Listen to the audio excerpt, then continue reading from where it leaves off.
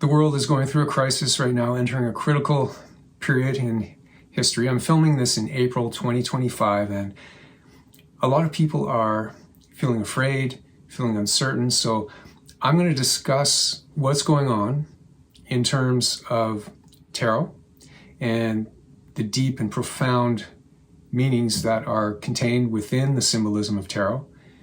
I might even use a little bit of Kabbalah, if you know what Kabbalah is. If you don't worry. But if this is something that's going to interest you, stick around. I've got a lot to unpack. But before I do, just because I always forget, if you do appreciate my work at any point, like, comment, subscribe. It really helps me. I'm a very small channel here. It'll help me to keep going. The Trump administration has basically slapped taxes or tariffs, whatever you want to call them, tariffs, let's just say tariffs, on basically the whole world, except Russia, I think, and that's interesting. But anyways, the point is they've slapped tariffs on all these countries, creating a global trade war, escalating into a global trade war. It's just going to continue to escalate. Disinformation in the media, how it's used, along with the erosion of basic freedoms that everyone, at least in the part of the world where I'm in Canada, but the part of the world where I grew up, where I come from, we have taken for granted. I'm going to use 3 tarot cards in this to help explain what I believe is going on. And I'm not the only person who believes these things. And believe, I'm not even sure to use that word, because it seems to be really when you look and discern what really could be happening. Okay, so anyways, I'm going to use 3 tarot cards, the Moon, the Devil, and 8 of Swords, to help me explain what I think is going on. So the Moon card in tarot is associated with illusions, secrecy, fears coming up from the subconscious or the unconscious, being trapped in illusion. And even according to A.E. Waite, the main creator, along with the artist Pamela Coleman Smith, of the famous Rider-Waite-Smith tarot deck, he said as well, it's hidden enemies. And think about the moon in real life. It goes through its various phases, waxing and waning, but in reality, it's always showing its full face. It just appears to be waxing and waning due to the cycles and the way that it's covered up and blocking, the sun is being blocked, but the moon is still there. So that's why it's connected with illusion. In a nutshell, things are not as they appear. It could easily be said, and many have already said this, that Trump is basically crazy or insane, mentally imbalanced, maybe dementia of some kind. I don't know, I can't diagnose that, but that's probably true, probably quite true. It's also been said that he's a narcissist or a really mean-spirited person, and that also is definitely true. But here's the thing that sort of is the unseen, hidden secrecy that to me seems to really be the scary thing, is his authoritarianism. Okay, authoritarianism, and especially like with that example of him bragging that he will be around for a 3rd term. You know, he wants to impeach a bunch of judges, give people a hard time who disagree with him, that kind of thing. That's the really scary thing to me, and related to the Moon card. One other thing I wanted to mention, and that's the word egregore. It comes from French, and egregore is like an entity or a parasitic sort of virus, and that's what these yods right here on the Moon card, or on this one here, kind of remind me of, is that this sort of astral entity, it's not alive in the sense it has a soul or a life force. It's a parasitic, kind of built up from thought forms on the astral plane. And so it's more like a computer virus, you could say. But it has, these yods have fallen down and infected people's minds, certain people's minds, for whatever reason, and created this MAGA mindset, or this MAGA cult, which has very dogmatic cult-like beliefs that are backwards and, not aligned with our usual principles and values and rules of how we operate. It's kind of backwards. And, that's, even if Donald Trump were to go away, like get impeached or whatever, that MAGA mindset is still there, unfortunately, for now. So we can't, we need to keep our energy strong. We need to stay united in what we know is the right thing to do. Part of the strategy of the administration is this rhetoric they're using, this propaganda, some people call it the Kool-Aid. I mean, they just keep repeating what are obviously lies or not facts, over and over and over again.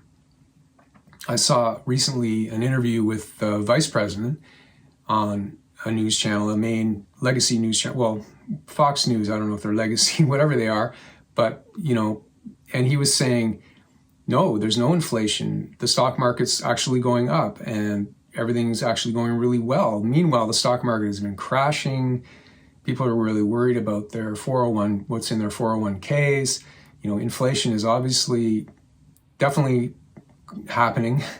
And the prices of groceries is not going down. He said the prices of groceries have gone down. So these are obviously not facts, at least compared to reality, what's happening right now. And he keeps saying, just wait, just have faith, but for what? When are these jobs going to come back? When is this infrastructure going to actually happen and actually work? So that's why I was saying that the authoritarian plan, just like in the books 1984 by George Orwell, for example, or the book by Margaret Atwood, The Handmaid's Tale, which was also a TV show, where they repeat things over and over again until they just keep hammering you, bludgeoning you with this rhetoric until you don't even know what's real anymore. And in Orwell's book, up is down and down is up. And this leads me into the next card, the devil card. The devil card. All right. The devil made me do it. Right. So we're all familiar with that. But here in tarot, you see the pentagram? The pentagram is actually an ancient universal symbol. All right. And most of us have drawn one at some point, where you draw stars, when you're drawing a star, you've got the 5 points. Notice you have the 1 point upwards and the other 4 points around. It's a symbol, for example, of the 4 classical elements, fire, water, air, and earth, along with the upward point representing spirit being above or, ruling matter. Apparent matter, okay? So spirit is ruling. But in the devil card, the pentagram's upside down, so matter is above spirit. This is where lies become truth.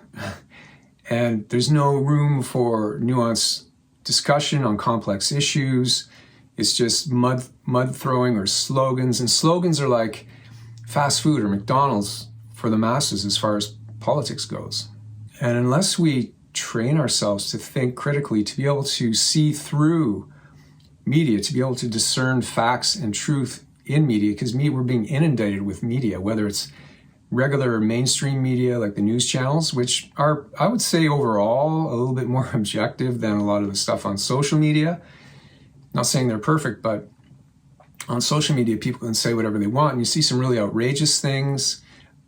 But hey, freedom of speech. We want to keep freedom of speech. So that's good, but we still need to be able to discern. That's what makes it even more important to train ourselves to think critically, because otherwise we end up in these echo chambers where we see the same thing repeated over and over again. We end up in an ideological bubble. How do you know when you're in an ideological bubble? When somebody disagrees with you and you get really upset and you don't even have a logic. You can't even think of a way to argue logically or using reason to make points to describe why you believe what you do, to explain why you believe what you do. Instead, you just want to throw mud. Oh, he's an idiot. He's a snake. He's terrible. Those kinds of things. And you see that on both sides, although I must say I do see it much more these days on the right. And I don't consider myself to be either a liberal or a conservative. I consider myself to be around the middle somewhere. I want to go for what's true, what's justice and truth and democracy, basically. Who's ever got that, whether they're a liberal or a conservative, whoever best exemplifies that is the person I would want leading my nation anyways. So remember, I was going to bring in a bit of Kabbalah, which is, you may have heard of as the Tree of Life, and it has 10 spheres, okay? It's like a map of the universe, you could say. It's quite fascinating. It's a lifelong, it's a lifelong meditation, really. But let me get to the point. Hod, H-O-D, is one of the spheres on the tree of life. And it represents science, books, learning. It's intellectual and even intellectually brilliant, but like anything, it has a shadow side to it. And the shadow side is a falsehood, okay, where you can start, if you start with a false premise, you can explain it and rationalize it and make it sound brilliant and make it sound true, so it doesn't matter how clever or intellectually brilliant your argument is. If you start from a false premise, it's still going to end up over here. It's not going to be true. It might sound, so this is, again, back to that point of being us training. We need to train ourselves to be able, with media, to be able to see through things and really think for ourselves critically, to use HUD ourselves, because we have the tree of life within ourselves as well, you could say. So to use that intellectual ability of ours, and along with our heart, of course, because our heart will guide us, as long as it's balanced with intellectual, right? If we just go off our heart too, then it's just going to be emotional, and that becomes just the slogan-based stuff, right? And here's another problem. It was described by a philosopher by the name of Immanuel Kant, K-A-N-T. It's called antimony, where there's always an opposite viewpoint. We live in a world of duality, hot, cold, up, down, everything's in, out. Everything has to have an opposite in order to be able to know relatively where we are, to be able to understand things in that way. Okay, even though life is really a unity, a multiplicity from unity. But what happens is, for example, are the MAGA people really wrong? Maybe, because then over here you've got this argument, over here you've got this argument.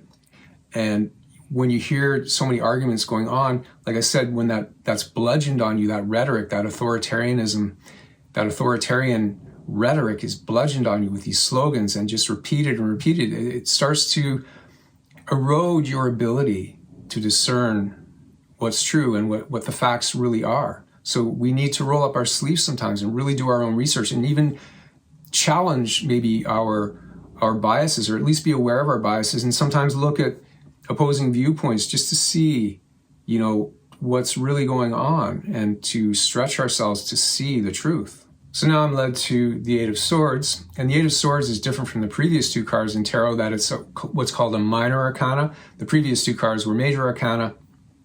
Now the Eight of Swords, you can tell by the picture that it's feeling trapped, and swords represent mind, thoughts. Okay, so we're trapped in our minds, we're trapped by thoughts, we're inundated with too much information. We need to clear the clutter and walk free of this mental trap, or this ideological bubble that we might be in, so that we can see what really matters, which is truth, justice, and democracy.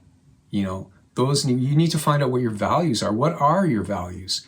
And maybe challenge them. Hey, if your values are aligned with MAGA, hey, fine, all the power to you. Like I said, democracy needs to even include that to a point.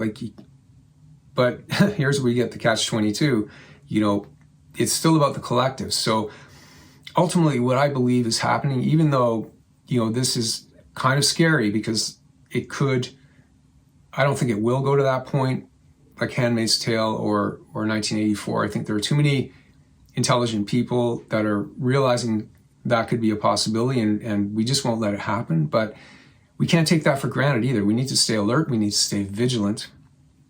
And again, the Eight of Swords, she's got the blindfold, right? We need to take the blindfold off, walk free. Ultimately, what I feel very strongly, intuitively, and the messages I'm getting is that we are going to come through this. There was a book written that I've heard about, I haven't read, but it's called Green Light. And it's about how a red light, and eventually the red light is a long red light, it looks like, but it's going to turn into a green light.